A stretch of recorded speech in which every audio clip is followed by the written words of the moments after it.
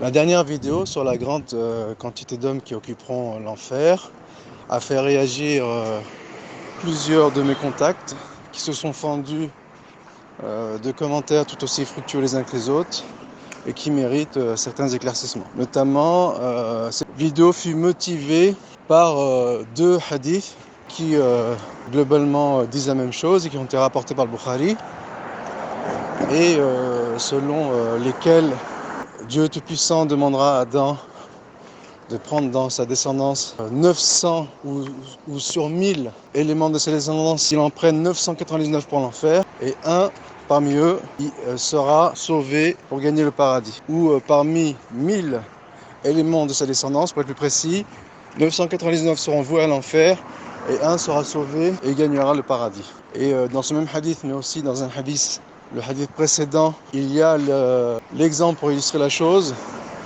d'un animal ayant un poil blanc au milieu d'un pelage noir, pour exprimer l'idée que les croyants monothéistes seront au milieu des idolâtres et polythéistes comme un poil blanc au milieu d'un pelage noir. Et ce hadith, en apparence, s'oppose avec l'idée que la miséricorde de Dieu, elle devance sa colère, et qu'en principe, si l'on s'en tient à ce hadith, il devrait y avoir plus d'hommes au paradis qu'en enfer.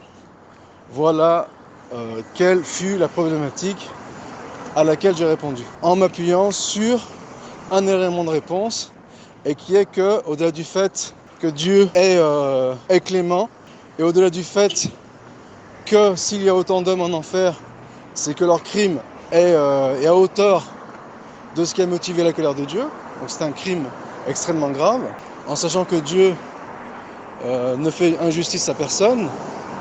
Eh bien, en dehors de ces deux faits, il y a un élément qu'il ne faut pas occulter, et qui est que la raison humaine, elle n'est pas capable d'appréhender tous les desseins de Dieu, et qu'il y a des éléments qui vont au-delà de nos sens et qui motivent les desseins de Dieu, et que nous ne pouvons pénétrer d'une manière ou d'une autre.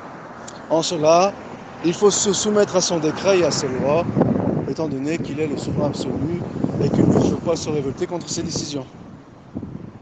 Et parmi les commentaires qui ont été mis en avant, il y a le fait que le jour de la résurrection, ou dans l'au-delà, quand le destin des uns et des autres sera scellé, et que chacun gagnera sa place soit au paradis soit en enfer, eh bien Dieu, il mettra son pied sur l'enfer, qui se remplira. Et étant donné que le paradis ne sera pas rempli, Dieu le remplira d'une nouvelle création. On en conclut une première chose, c'est que il n'y a rien d'inutile dans la création de Dieu. C'est qu'étant donné qu'il y restera énormément de place en enfer, Dieu y mettra son pied, si tant est que l'enfer va s'étouffer, et qu'au paradis, étant donné qu'il y aura énormément de place, vu que les hommes occuperont l'enfer, eh bien Dieu créera une nouvelle création, et c'est la preuve de la miséricorde divine. Mais en réalité, cet argument ne s'oppose pas au raisonnement, et il ne résout pas la problématique, et il ne fait même que l'alimenter, puisque c'est la preuve de la miséricorde infinie de Dieu, et malgré cette miséricorde infinie, eh bien, il y aura plus d'hommes en enfer qu'au paradis. Donc, cet argument, il prouve la miséricorde infinie de Dieu, mais il ne résout pas la problématique. L'autre argument non plus, aussi précieux soit-il, et selon lequel Dieu, il accorde à l'homme un moyen très simple d'apaiser sa colère et d'obtenir son pardon, et qui est le repentir. Cet argument, il est extrêmement important pour mettre en avant l'extrême bonté de Dieu, mais il ne résout pas la problématique qui a été posée précédemment. Ensuite, on a attiré mon attention sur un argument qui a été avancé par Ibn Qayyim, selon lequel Dieu est beau, il incarne la beauté par excellence, et par voie de fait, tout ce qu'il fait est beau, et tout ce qu'il fait est même au summum de la beauté. Et donc, si le mal est intégré dans ses dessins et ses plans, c'est uniquement pour arriver à un objectif qui en lui-même est beau. Donc le mal est un moyen d'y parvenir, et en lui-même il n'est pas une fin en soi. On a déjà parlé par le passé. Et ce mal, il vise à concrétiser un dessein noble qui est la concrétisation, l'illustration de la magnificence de Dieu à travers la réalisation de ses desseins, que sont la création du libre arbitre et du mal, grâce auquel il y a la confrontation entre le bien et le mal, et la victoire du bien sur le mal, et grâce auquel donc il y a le martyr, grâce auquel il y a la guerre sur le sentier de Dieu, et grâce auquel il y a eu sur terre un perpétuel combat entre le bien et le mal, avec pour apothéose la consécration du bien et la victoire sur le mal. Donc tous ces dessins ont eu pour vocation de montrer l'excellence de Dieu, sa suprématie et son amour sans limite pour ses élus, et ont mis en avant des attributs tels que son attention pour ses élus. Il entend leurs invocations et il répond à leurs invocations, et même si en apparence ils sont maltraités sur terre, ils auront une fin heureuse par rapport aux mécréants qui en apparence dominent sur terre, mais ça montre l'extrême impeccabilité des plans de Dieu et tant d'autres sagesses qui se cachent derrière les plans de Dieu. Mais là encore une fois, tous ces éléments, aussi importants soient-ils, ils ne résolvent pas la problématique qu'il y aura plus d'hommes en enfer qu'au paradis. Aussi importants soient-ils, ces arguments, ils ne répondent pas à la problématique qui a été soulevée et qui a été résolue par la parole de Cheikh Salah Sindi, comme je l'ai évoqué dans la vidéo précédente. Ensuite, on m'a soulevé l'argument selon lequel la ménagère moyenne française, qui n'a d'image de l'islam que le terrorisme islamique et la délinquance qu'elle toise de sa fenêtre en bas de son quartier, ou auquel elle a accès par le biais des réseaux sociaux et des moyens de communication. Cet argument aborde un thème qui est extrêmement complexe, qui est extrêmement difficile à assimiler, si ce n'est qu'en le démêlant, l'exposant sous forme de points, afin de mieux l'éluder et d'y voir plus clair et de faciliter sa compréhension. Déjà, le sujet il est mal posé, étant donné qu'il caricature la ménagère moyenne, ce qui laisserait à penser que cette ménagère moyenne, il y a eu des parasites entre elle et l'acceptation de l'islam qui ferait qu'il ne serait pas juste, et là j'extrapole, qu'elle ne gagne pas le paradis. Et par quelle explication cette femme serait-elle damnée à l'enfer? Il faut savoir que les mécanismes du tekfir, ils sont extrêmement complexes. Et d'ailleurs, que ce soit les pro-tekfir ou les laxistes, ou en tout cas ceux qui défendent à l'idée d'un tekfir systématique des hommes, eh bien leur approche des deux côtés, elle est bancale. Pourquoi? Parce qu'ils systématisent des cas. Ils mettent en avant un prototype d'individu auquel il faut trancher et dire si cette catégorie, si elle est concernée par la menace divine ou non. Alors que le tekfir, il faut l'appréhender, comme je l'ai expliqué à maintes reprises, sous un angle purement empirique. Et la raison à cela, c'est que les facteurs qui vont déterminer si une personne elle est excusable ou non, ils sont multiples. Il y a l'instinct naturel, il y a la raison, il y a l'expérience, donc il y a des facteurs empiriques, il y a des facteurs qui sont liés à la personne, des facteurs qui sont liés à son environnement, et ainsi de suite. Donc, il est complètement caricatural de vouloir statuer sur ce qui serait une ménagère moyenne, alors qu'en réalité ce cas il est purement virtuel et que dans les faits, les raisons de l'égarement sont multiples et il ne s'arrête pas à la vision que cette femme elle a de l'islam. Et donc pour répondre à cette problématique, il s'agit notamment de mettre en avant que Dieu est juste et que par conséquent ses jugements et ses conclusions ou ses décisions, elles sont justes, elles sont même au summum de la justice.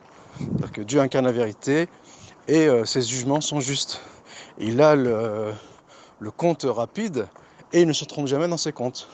Et rien n'échappe à son savoir et rien n'échappe à son jugement. Bon, là c'est le cas de la femme bien sûr, mais c'est pour n'importe quel exemple, en sachant que les deux hadiths précédents ne remettent pas en cause le hadith selon lequel les femmes seront celles qui occuperont le plus l'enfer, ne s'oppose pas aux autres textes disant que les idolâtres seront quantitativement plus nombreux en enfer que les monothéistes seront au paradis. Il n'y aura pas plus de monothéistes au paradis que de polythéistes en enfer. Donc ça, c'est une information. Et l'autre affirmation diront que dans toutes les personnes qui occuperont l'enfer, eh bien les femmes seront en plus grand nombre.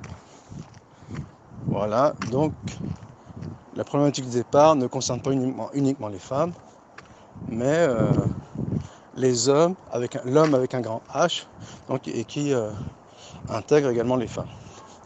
Par rapport à cela, ici on a pris l'exemple du ménagère, mais c'est uniquement pour l'exemple. Sinon, les hommes sont aussi concernés par notre démonstration. Et donc, Dieu, en tout état de cause, il ne peut condamner et châtier un innocent. Il y a le crime du kufr, mais un même crime, il peut y avoir un statut différent. Par exemple, une personne qui pousse quelqu'un du haut d'un bâtiment, c'est un crime, mais si il le laisse tomber malencontreusement, c'est un accident. Un même acte, la mort de la victime, les motivations sont différentes et le statut sera différent entre crime et accident. Eh bien, c'est un peu la même chose avec le kufr. Le kufr, il y a deux sortes de kufr. Il y a le kufr qui consiste à ne pas adhérer à l'islam, c'est-à-dire ne pas prononcer l'attestation de foi qui fait qu'une personne devient musulman. Mais il y a aussi un kufr le plus particulier, donc ça c'est la définition générale du kufr, mais il y a un kufr le plus particulier qui est la motivation pour laquelle on entre dans l'islam, et qui est la rébellion contre Dieu, et qui est que la personne a la conscience de contrevenir aux injonctions divines, aux commandements divins, et a la conscience qu'elle désobéit à Dieu. Et c'est ces personnes-là qui sont concernées par le châtiment direct qui voue une personne à l'enfer. Alors que l'autre personne qui n'a aucune connaissance des injonctions divines, elle n'est pas concernée par les personnes qui vont directement en enfer, elle est concernée par la catégorie de Ahl al-Fatra, donc les gens de l'intervalle prophétique qui n'ont pas reçu la prophétie et qui, par analogie, parce qu'à notre époque nous sommes tous soumis, nous sommes tous soumis à la prophétie du prophète Mohammed sallallahu alayhi wa sallam, et bien par analogie, cette personne elle a rangé sous le compte de ceux qui n'ont pas reçu le message et qui seront éprouvés le jour de la résurrection. À partir du moment qu'une personne, elle connaît l'islam, même déformé, et qui refuse de se soumettre, eh bien, elle est concernée par la menace divine qui va à l'enfer toute personne responsable qui refuse de se soumettre à la religion de Dieu. Après, ces choses-là, elles sont extrêmement difficiles à expliquer dans la mesure où les facteurs qui font qu'une personne n'entre pas dans la religion sont multiples, comme on vient de le dire. Et il est possible que parmi ces facteurs, il y ait une mauvaise image véhiculée par cette religion. Cheikh al-Albani, Cheikh Ibn Taymiyyah, rahimahullah, chacun à leur époque ont donné des exemples de ce cas de figure. Cheikh al-Albani a donné l'exemple des Qadianites, donc à l'époque contemporaine. Si un Européen il embrasse l'islam en adhérant au qadianisme, qui est une hérésie majeures, eh bien, ils jugent éventuellement de circonstances atténuantes. De la même manière, comme le dit Bentemia, que si dans une communauté, dans une société duodécimaine, si les duodécimains, eux, se chargent de faire la prédication de l'islam dans des sociétés non musulmanes, et que ceux qui entrent en islam par leur intermédiaire, et s'ils deviennent duodécimains, eh bien, ils jugent de circonstances atténuantes. Ensuite, ça, c'est un angle de vue. Un autre angle de vue, est de dire déjà que la mauvaise image véhiculée par les musulmans de leur religion n'est pas le seul facteur qui font qu'en France, les gens n'adhèrent pas à l'islam.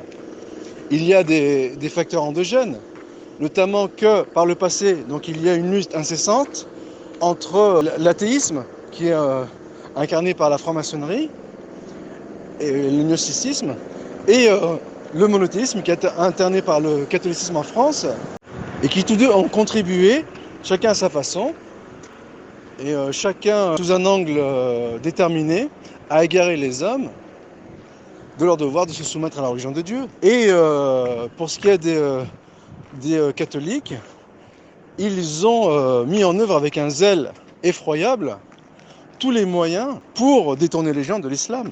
Et les athéistes, eux, ils ont mis tous les moyens pour détourner les gens du catholicisme. Et d'ailleurs, c'est même le coup du sort, entre guillemets, c'est même peut-être l'une des raisons pour laquelle actuellement les gens se convertissent à l'islam en masse.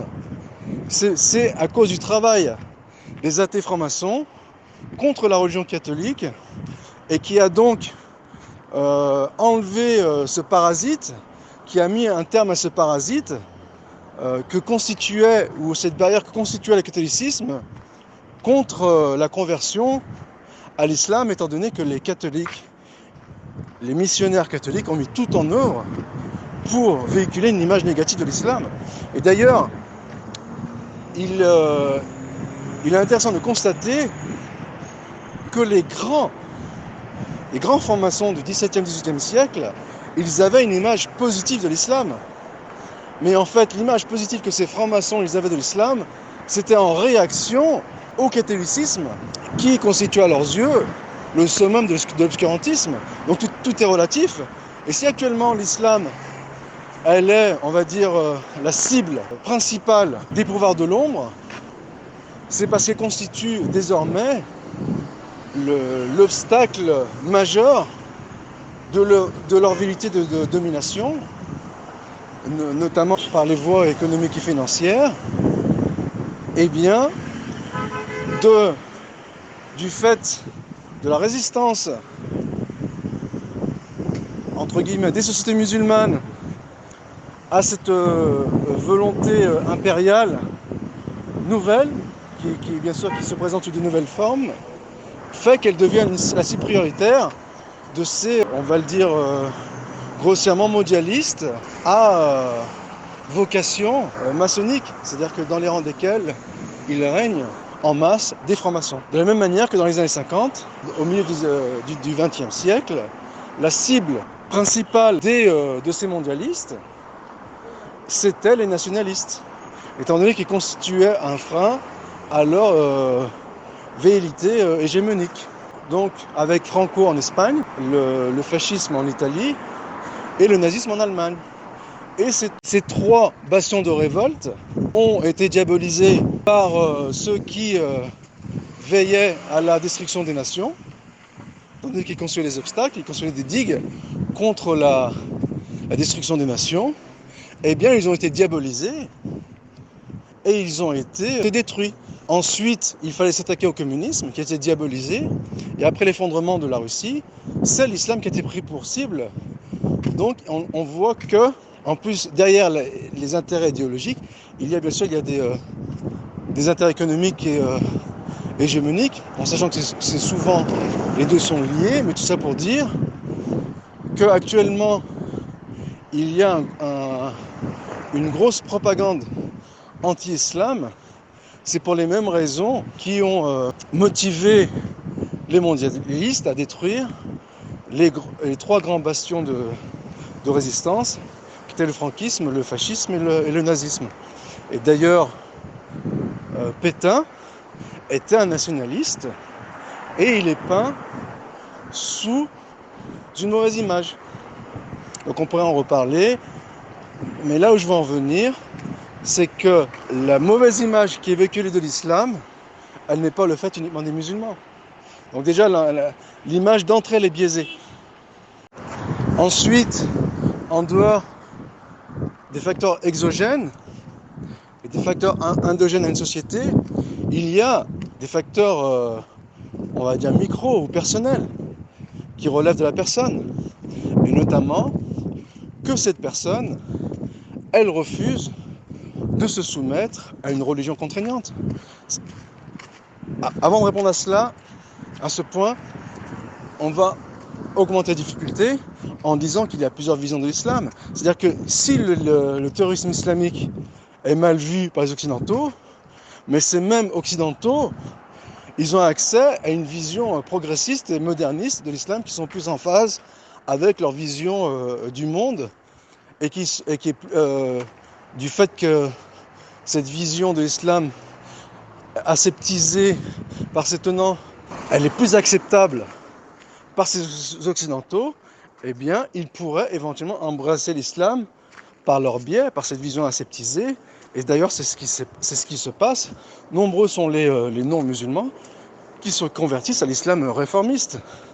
Donc l'argument disant que l'islam c'est une religion, on va dire barbare, puisqu'elle c'est de cette façon qu'elle est véhiculée par les djihadistes, par Daesh, ou bien c'est une religion dont les tenants ils donnent une mauvaise image en France avec la délinquance et la criminalité. Cet argument ne tient pas, parce qu'il existe une frange musulmane qui intègre la classe moyenne et qui opte pour une vision réformiste et qui est tout à fait en adéquation avec, ne serait-ce que relativement, avec la vision que nombreux d'occidentaux ils ont avec la spiritualité. Autre facteur qui augmente la difficulté, c'est que ces mêmes occidentaux qui ont une mauvaise image de l'islam, eux-mêmes, ils se rendent compte que nous sommes à une époque de vide spirituel. Donc ils font ce constat, et ils font ce constat de l'échec de l'humanisme. Ils en vivent. Nous vivons dans une époque de grande crise identitaire, idéologique ou autre, en tout cas une grande crise spirituelle. Eh bien, ces occidentaux, ils ont conscience du dysfonctionnement du monde moderne et ils ont conscience qu'il faut remplir ce vide auquel ils sont exposés et qu'ils ont conscience que les espoirs qu'on leur a fait miroiter sur un monde meilleur est un leurre. Donc là, ils ont une voie, ils ont une issue qui est l'islam. On va encore augmenter la difficulté. Pour augmenter la difficulté, il suffit de dire que l'islam, elle a une vocation universelle et qu'elle canalise les instincts humains pour mieux les optimiser. Mais il y a malgré tout des valeurs qui sont intrinsèques à l'homme. Le respect des valeurs, la pudeur, sont des valeurs qui sont universelles. À partir du moment qu'une personne non musulmane, elle a un penchant pour transgresser ces valeurs universelles, eh bien, elle est moins à même d'accepter l'islam. Et d'ailleurs, ça me ramène au point suivant qui va augmenter aussi la difficulté. Donc, le point suivant consiste à dire que des gens, ils refusent l'islam parce que leur cœur est voilé. Il y a un verset qui est clair sur la chose. فَلَمَّا زَاغُوا أَزَاغَ اللَّهُ قُلُوبَهُمْ. Quand ils ont dévié, quand ils se sont fourvoyés, Dieu a fourvoyé leur cœur. Tant qu'ils se sont égarés, Dieu les a égarés davantage. Et ces gens, malgré eux, par un phénomène inconscient, ils se retrouvent dans une situation où ils refusent l'islam parce que leur cœur il est voilé. Et si leur cœur il est voilé, c'est à eux-mêmes qu'ils doivent s'en prendre. C'est parce qu'ils n'ont pas ouvert leur cœur à la vérité ou ne serait-ce qu'aux valeurs universelles qui auraient dû les conduire vers l'islam, quand bien même l'islam aurait une image déformée à leurs yeux. Et d'ailleurs, il est très intéressant de constater que de nombreux, notamment parmi les identitaires, les revendications des occidentaux qui refusent l'islam, c'est au nom on va dire, de leur culture, de leur patrimoine ancestral, qui inclut deux grandes caractéristiques et qui est condamné vigoureusement pour l'islam, ou en tout cas formellement par l'islam, et que sont le porc et l'alcool. C'est extrêmement symbolique, mais ces deux éléments, ils font partie intrinsèque de la culture occidentale, de la culture mondiale certes, mais particulièrement de la culture occidentale. Et l'une des motivations pour laquelle les gens n'entrent pas dans l'islam, c'est parce qu'ils refusent cette soumission, de sacrifier leur penchant pour l'alcool et pour le porc. Donc en définitive, ils ne sont pas aussi innocents que nous le présente la caricature, et on va encore augmenter les difficultés. Par rapport à cela, alors après 2001, beaucoup de non-musulmans ont eu une mauvaise image de l'islam par le biais des médias. Donc c'est pas par le biais des musulmans eux-mêmes, surtout si on adhère à la thèse complotis selon laquelle ce sont les services secrets occidentaux et notamment qui ont perpétré les attentats ou au minimum qu'ils ont instrumentalisés. Et il s'en est suivi une diabolisation de l'islam, et notamment par le biais de la diabolisation de Ben Laden. Et par rapport à cela, ça a créé un sentiment de répulsion vers l'islam et les musulmans. Eh bien, il est possible que c'est parce que ces gens n'étaient pas ouverts à l'islam, et que Dieu connaissait ce qu'il y avait dans le fond de leur poitrine, qu'il les a égarés davantage, et que, en définitive, la raison de leur égarement, elle n'est plus externe et exogène, elle est endogène et même personnelle. C'est que chacun est responsable de ses propres tares et de ses propres défaillances. Et pour augmenter la difficulté, il y a une catégorie d'individus que sont les enfants, et s'ils meurent en bas âge, eh bien Dieu, il connaît ce qu'ils allaient devenir s'ils allaient continuer à rester dans le monde des vivants. Et d'ailleurs, le jour de la résurrection, lorsque les mécréants, après leur mort, c'est-à-dire même dans la tombe, ils demandent à Dieu de revenir sur terre, eh bien il leur est répondu par l'intermédiaire des anges que s'ils revenaient sur terre, ils récidiveraient et se complairaient dans la mécréance. Donc Dieu connaît l'invisible, il sonde les corps, et il connaît ce qui deviendrait s'il avait laissé la chose. Et Dieu est omniscient, et il connaît tous les cas de figure, toutes les hypothèses possibles, et il n'est pas injuste dans son jugement, et son jugement est rapide. Et cela nous renvoie vers un autre point qui est pour ce qui est de la comparaison avec ce qu'on appelle Qamat al-Hujja, l'établissement de la preuve céleste, contre un individu en particulier. Donc ça réclame ça réclame de remplir les conditions et d'évacuer les restrictions. Et en cela, la ménagère lambda, qui a une mauvaise image de l'islam, est-ce que dans son cas aussi, on n'applique pas la chose? Donc déjà, on y a répondu en partie, en disant que si une personne a la conscience de se révolter contre Dieu d'une manière ou d'une autre, même si elle n'en a pas conscience, mais si à cause de ce qu'elle a perpétré elle-même, de ses mains, elle n'a pas la vigilance ou la clairvoyance de recevoir la lumière de l'islam, elle n'est pas sauvée. Et celles qui, sans se convertir à l'islam, n'avaient pas les moyens d'y adhérer, eh bien elle, éventuellement, par analogie, elle sera le jour du jugement dernier testée. On lui demandera de sauter dans le feu. Si elle accepte, elle ira au paradis. Si elle refuse, elle ira en enfer. Et donc ça, c'est une catégorie d'individus. Mais ici, pour la différence entre ces deux catégories d'individus, pour une personne qui n'est pas en apparence entrée dans l'islam, on n'a aucun moyen de le savoir. Ça relève de notre point de vue à nous, de l'invisible. Après, il est vrai que pour qu'une personne particulière va en enfer, il faut que les conditions elles soient remplies et que les restrictions elles soient évacuées. Mais ça, c'est une règle générale. C'est pour pour toute chose en existence. Pour qu'une chose se concrétise, il faut que les conditions elles soient remplies et les restrictions évacuées. Mais en même temps, pour ce qui est de distinguer entre ces deux catégories d'individus, ce sont des choses qu'on ne peut pas savoir. Tandis que quand on parle d'Iqamat al-Hujja, l'établissement de la preuve contre un individu en particulier sur terre, notamment au niveau des tribunaux et du juge, ici, le juge, il va s'appuyer sur des éléments concrets et visibles afin de statuer sur un cas particulier. Et en l'occurrence, il va, autant que faire se peut, évacuer tout ce qui relève du doute. C'est-à-dire qu'il va accorder à l'intéressé, au présumé coupable, à l'accusé, il va lui accorder le bénéfice du doute. Parce que, selon la règle, il vaut mieux épargner un coupable que condamner un innocent. Eh bien, le juge, il s'appuie sur des éléments qui sont palpables. Et il désignera donc qu'une personne, elle est mécréante ou non. C'est-à-dire elle est taxée de mécréante ou non. Mais dans l'absolu, c'est Dieu qui connaît qui est mécréant, et dans l'absolu, c'est Dieu qui décide qui entrera au paradis et qui ira en enfer. Donc, une personne qui commet une annulation de l'islam, un musulman qui a une annulation dans l'islam, dans l'absolu, c'est Dieu qui connaît son sort. Mais si elle a affaire à des tribunaux musulmans, eh bien, ils vont statuer en fonction des apparences. Ils peuvent se tromper comme ils peuvent avoir raison.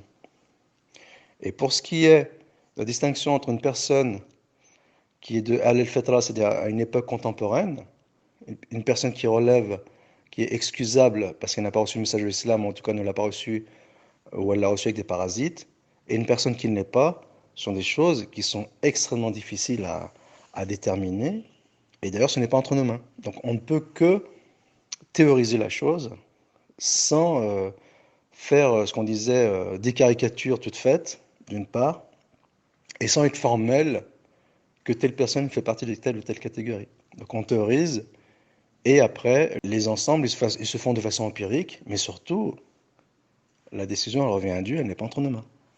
Et un dernier élément aussi qui augmente la difficulté, c'est que par exemple, dans les périodes de guerre, de djihad, lorsque l'islam est présenté à un peuple, et que ses représentants refusent de se soumettre à l'islam, eh bien, il y a affrontement et guerre. Et lorsqu'on les affronte, c'est-à-dire que les représentants, certes, ils représentent leur peuple, mais il y a énormément d'éléments du peuple qui, eux, sont ignorants, qui n'ont pas reçu le message de l'islam. Et pourtant, on les loge tous à la même enseigne, parce qu'on se fie aux apparences, donc ils sont tous des mécréants, en apparence, tous, on les considère comme hostiles, c'est-à-dire qu'au moment de l'affrontement, et ensuite, ils seront considérés comme des dhimmis. Et pourtant, il est possible que parmi les gens parmi eux qui sont morts au combat, il est possible que parmi eux, il y a des gens qui sont excusables. Et c'est des choses-là qui ne relèvent pas de nos compétences. Nous, on se fie que aux apparences. Les apparences font qu'une armée confronte une armée. Il y a des victimes collatérales des deux côtés. Et leurs morts, ils sont mécréants. Mais on ne sait pas si parmi eux, il y en a qui sont excusables et qui n'ont pas reçu le message de l'islam et qui ont été emportés dans les armées parce qu'ils ont suivi les ordres de leurs représentants. Et en cela, ça ouvre le débat. C'est un débat qui est extrêmement complexe. Est-ce que Iqamatul Hujja, l'établissement de la preuve céleste, est-ce que c'est un établissement collectif ou individuel? C'est-à-dire, est-ce que collectivement, c'est l'ensemble, telle communauté, de telle société, ils sont considérés mécréants, ou bien c'est un statut individuel, c'est-à-dire chaque élément de cette société sont des mécréants, et ils n'ont pas l'excuse de l'ignorance. En tout cas, ce sont des domaines qui sont extrêmement complexes, mais puisque c'était lié au sujet, j'ai voulu faire cette petite parenthèse. Wallahu al-musta'an wa alayhi tuklan.